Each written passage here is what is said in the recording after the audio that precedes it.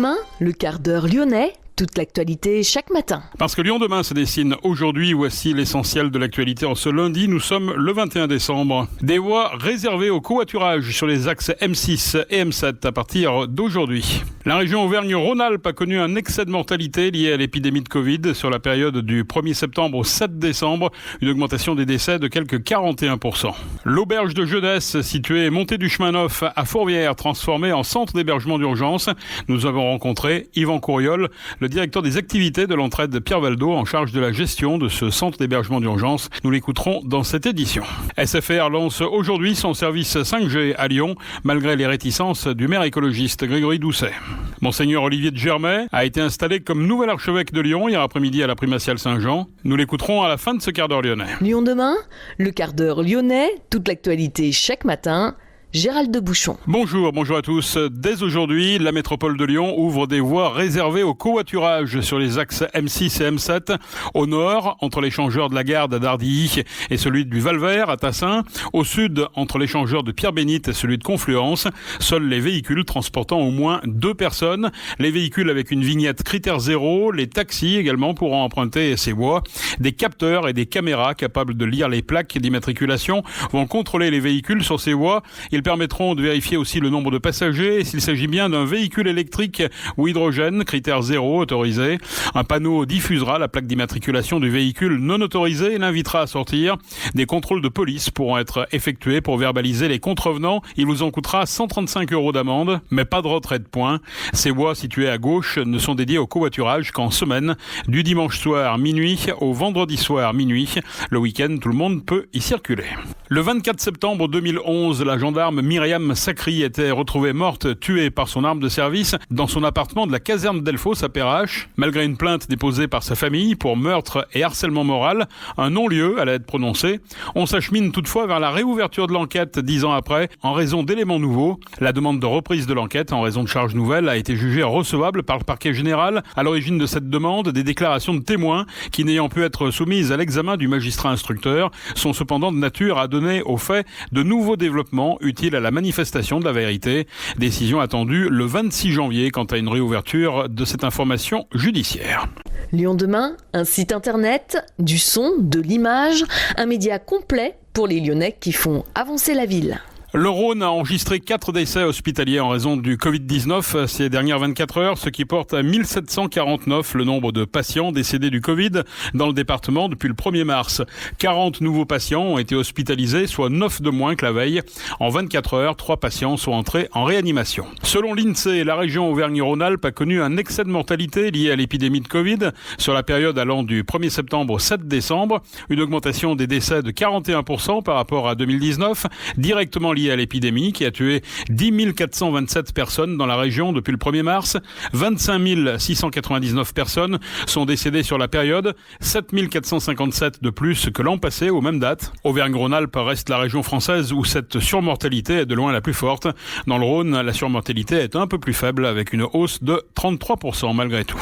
90 000 tests ont été effectués dans le Rhône depuis le lancement de la campagne de la région mercredi dernier. Des dépistages qui ont permis de révéler 4 000 cas positifs, dont 900 pour la seule journée de vendredi. 500 lycées ont pu participer. Environ 100 000 tests ont été réalisés pour les lycéens, les enseignants et les personnels administratifs.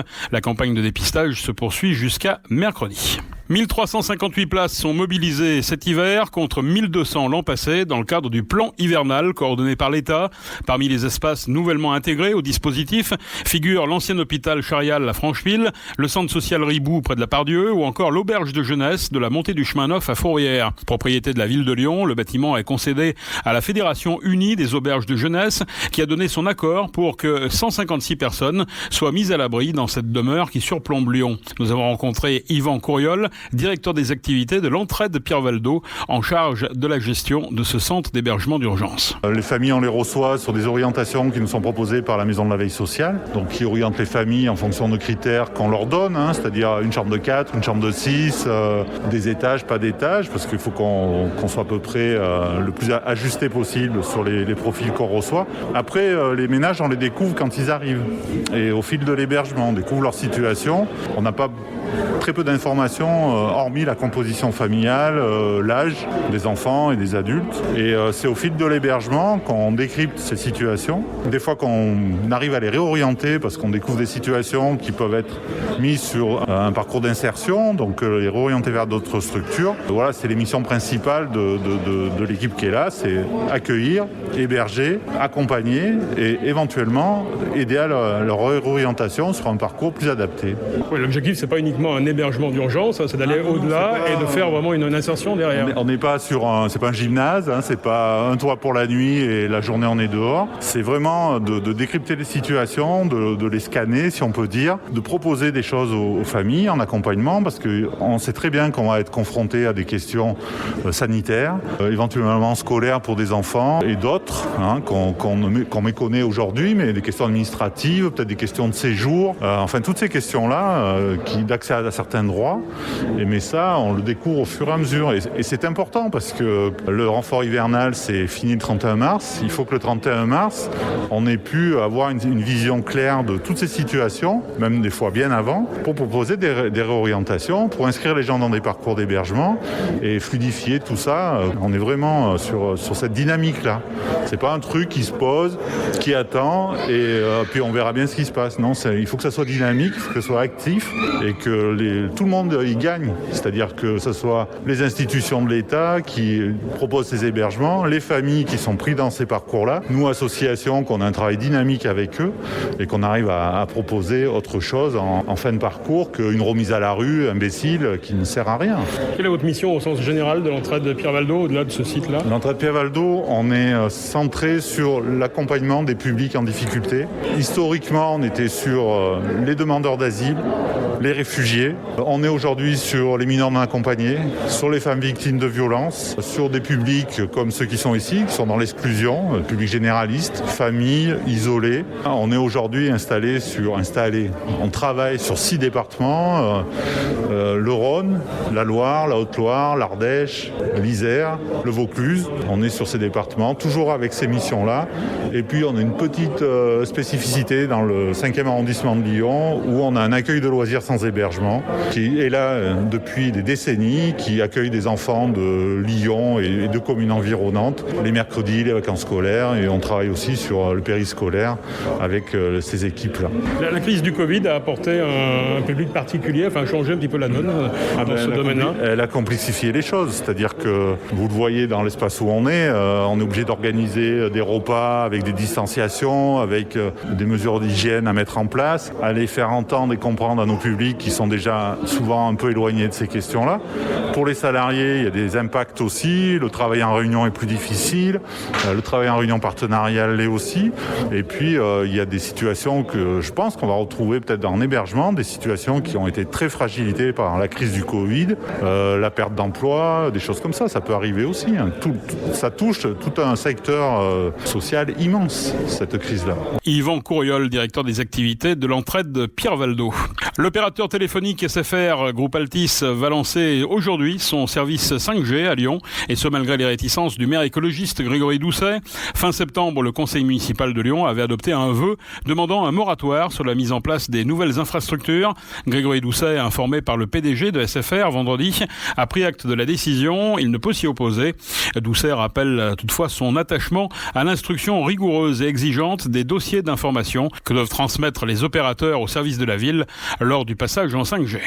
Après le retrait puis la démission de Philippe Barbarin en mars dernier, c'est Monseigneur Olivier de Germay, 60 ans, qui prend la relève. Ce dernier a été installé comme nouvel archevêque de Lyon hier après-midi à la primatiale Saint-Jean. 300 personnes ont assisté à cette messe d'installation durant laquelle le nouveau primat des Gaules est revenu sur les affaires qui ont ébranlé le diocèse de Lyon, les affaires de pédophilie.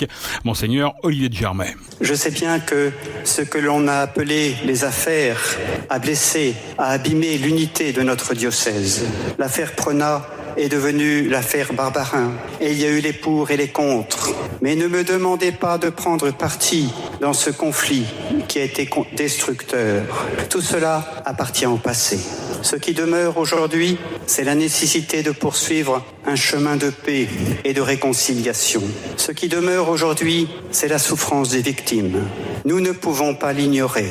En tant que membres du corps de Christ, cette souffrance nous atteint tous. Et en ce jour solennel, je m'incline devant elle. Monseigneur Olivier de Germay, le nouveau primat des Gaules, Saint-Cyrien de formation, il a découvert soudainement sa vocation à l'âge de 30 ans. Football, en Ligue 1, l'Olympique Lyonnais remporte un succès indiscutable à Nice 4-1. L'Olympique Lyonnais est ainsi deuxième à égalité de points avec Lille, tandis que l'AS Saint-Etienne a dû concéder le nul à domicile face à Nîmes 2-2. Basket, en Ligue féminine, l'Asvel sérieuse s'est imposée face à Saint-Amand-les-Eaux 89-55. Et puis le terrifiant spectacle Horror Night, qui met en scène le meilleur de l'horreur et du fantastique en ciné-concert symphonique, va passer par la halle Tony Garnier, un ciné-concert en 2 actes de 50 minutes qui fera la part belle aux meilleurs films d'horreur. Psychose, L'Exorciste, Les Dents de la Mer, Alien ou encore Freddy. Ce sera le 18 décembre 2021. Sachez que les billets sont d'ores et déjà en vente. C'est la fin de ce quart d'heure lyonnais. Merci de l'avoir suivi. On se retrouve demain, même heure, même antenne, pour une nouvelle édition. Passez une excellente journée et restez prudents.